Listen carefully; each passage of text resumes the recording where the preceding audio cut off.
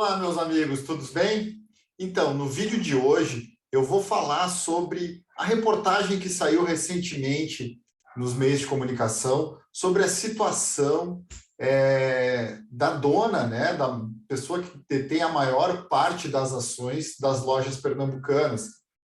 Para aqueles que ainda não viram essa matéria, essa notícia, o fato é que essa senhora, ela detém 48% das ações das lojas pernambucanas, e ela, desde 2016, está em coma por decorrência de um AVC, e a partir daí, por ela não possuir herdeiros necessários, né, que são filhos, pais ou cônjuge, ela acabou, o patrimônio dela e a situação de saúde dela acabaram gerando conflitos judiciais por pessoas próximas da sua relação.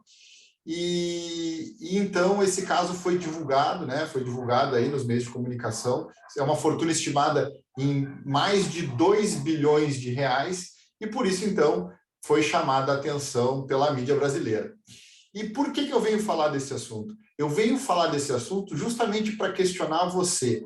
Será que, no caso dessa senhora, da dona das lojas pernambucanas, uma holding familiar seria o ideal para evitar esse conflito? Será que ela, em sã consciência, quando estava ainda senhora dos seus atos, em plena capacidade física e mental, será que ela desejaria que essa fosse a situação do seu patrimônio, que ela desejaria se esses conflitos existissem justamente para a gestão do seu patrimônio por pessoas próximas a ela? Será que era esse o desejo dela? Então, meus amigos, nesse vídeo hoje eu vou falar um pouco sobre isso, e para vocês, então, que entendem que esse vídeo, esse assunto é importante para as pessoas que buscam informações sobre planejamento patrimonial da família, não esqueçam de dar um like no vídeo, de encaminhar as suas pessoas próximas, e se você ainda não se inscreveu no canal, se inscreva no link abaixo aí, tá bem? Então, vamos lá. O que aconteceu, então, no caso da dona Anita Harley, que é a dona, esse é o nome da dona da maior parte das ações das lojas pernambucanas.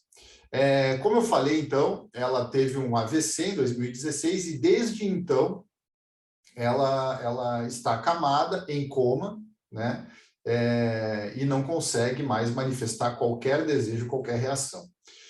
Em 1999, segundo informações que foram noticiadas na mídia brasileira, e é importante que se faça essa ressalva, as informações que eu estou colocando aqui para vocês são informações que foram divulgadas na mídia. Por se tratar de um processo em segredo de justiça, nós não tivemos nenhum acesso a essas informações. Então, são notícias, foram informações que foram veiculadas na mídia. E essa informação, então, que foi veiculada na mídia, ela diz que, em 1999, a senhora Anita, ela fez um documento, um testamento vital para que, caso alguma coisa lhe acontecesse, ela designou uma pessoa responsável para cuidar das suas questões pertinentes ao tratamento da sua saúde exclusivamente.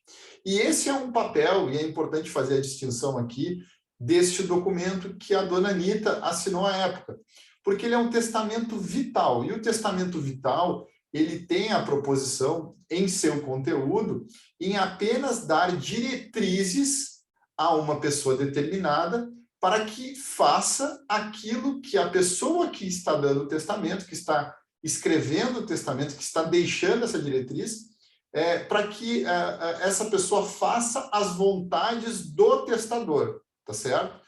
E foi isso que foi feito, né? A senhora Anita, ela determinou, então, que uma pessoa fosse a gestora do tratamento da sua saúde. E nada mais. Nada mais foi mencionado nesse documento acerca da gestão do seu patrimônio. E por isso é que houveram dúvidas, né? E que existiram, então, por essas dúvidas, conflitos que perduram até hoje, conflitos judiciais, tratando, então, fazendo, então, a discussão sobre a gestão patrimonial. E, por decorrência dessas dúvidas sobre a gestão patrimonial, acabou, então, sendo levada à discussão a validade ou não daquele documento, daquele testamento vital. E, a partir daí, surgiram também alegações de existência de herdeiros necessários da senhora Anita. E quem são os herdeiros necessários? Filhos, cônjuge ou pais. A senhora Anita, ela não tinha pais vivos, ela herdou, inclusive, o patrimônio dela, a condição dela de maior acionista das casas pernambucanas, ela herdou da sua mãe. E, então, pais vivos ela não tinha. Surgiram, então, foram suscitados, vamos dizer assim, surgiram alegações no sentido de postular judicialmente o reconhecimento de uma pessoa alegando que detinha uma união estável com a senhora Anita e que daquela união estável havia, sim, um filho, né? Uma pessoa, então, também postulou o reconhecimento da condição como filho adotivo da senhora Anita. E ao longo desses anos, de 2016 para cá, o processo ele acabou reconhecendo, então, a existência de herdeiros necessários, o que acabou, por consequência, dando a essas pessoas que tiveram o reconhecimento como herdeiros necessários da senhora Anita, acabaram, então, sendo conferido a eles o direito de cuidar de todo o patrimônio da senhora Anita e também cuidar da saúde da senhora Anita, sendo deixado de lado aquele testamento vital. Como nós não temos ciência do conteúdo desse processo, o fato é que, para o que a gente deseja repassar aqui como informação a vocês, nós não temos a necessidade de saber esses detalhes, embora fosse muito salutar, seria muito bom que a gente tivesse esse acesso para passar um conteúdo de maior robustez a vocês. Mas, para a finalidade que a gente deseja, basta que nós peguemos esses fatos, que a gente analise esses fatos que foram colocados na mídia e traga para aquilo que é o nosso dia a dia, que é a intenção aqui nesse canal de nós passarmos informações sobre holding familiar, sobre planejamento patrimonial da família.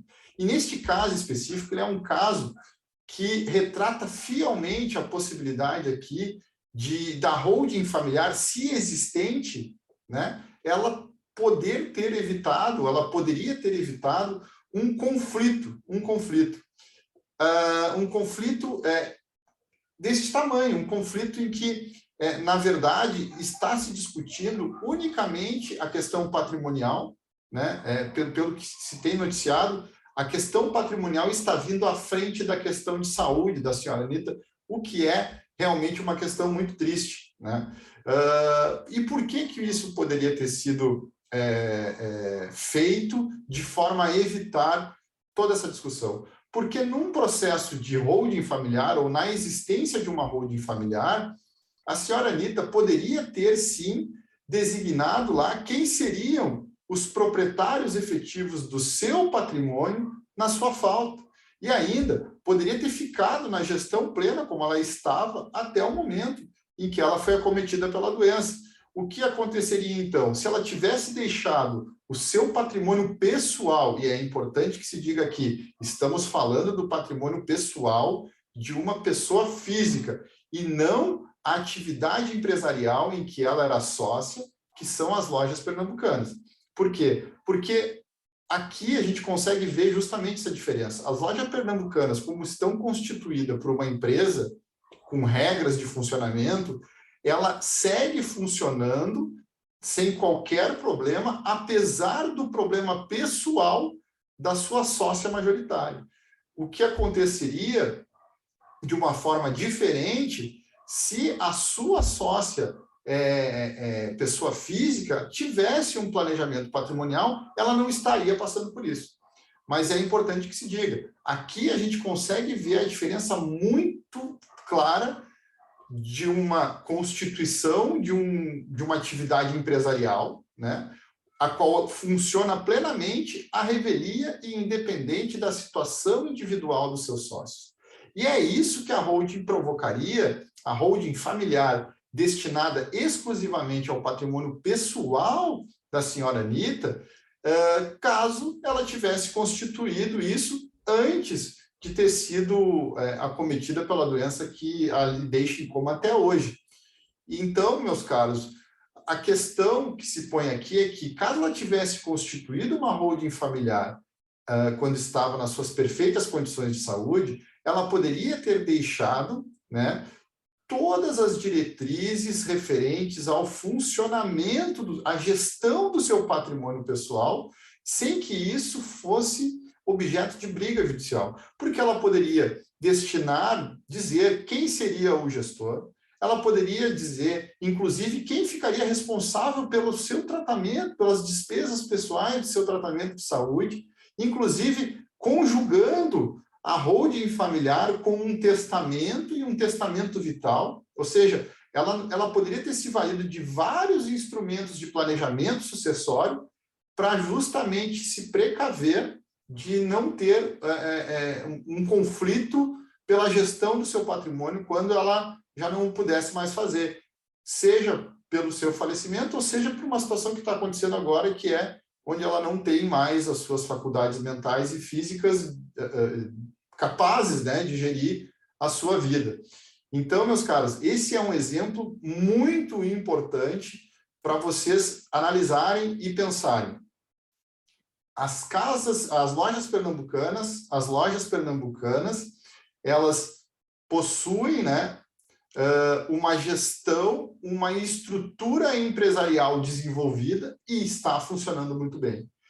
Em contrapartida, em sentido oposto, a sua sócia patrimonial principal, ela está com o seu patrimônio pessoal sendo objeto de discussões, de conflitos, para definir quem vai ter o direito de fazer essa gestão enquanto ela for viva, única e exclusivamente porque ela não detinha uma estrutura empresarial para a gestão do seu patrimônio pessoal.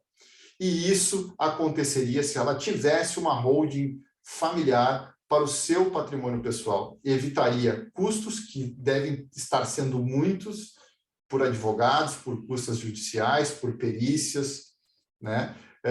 E isso, inclusive, pode colocar em risco o seu patrimônio pessoal por essas discussões, porque os custos dessas discussões podem acabar por consumir boa parte desse patrimônio, tá certo?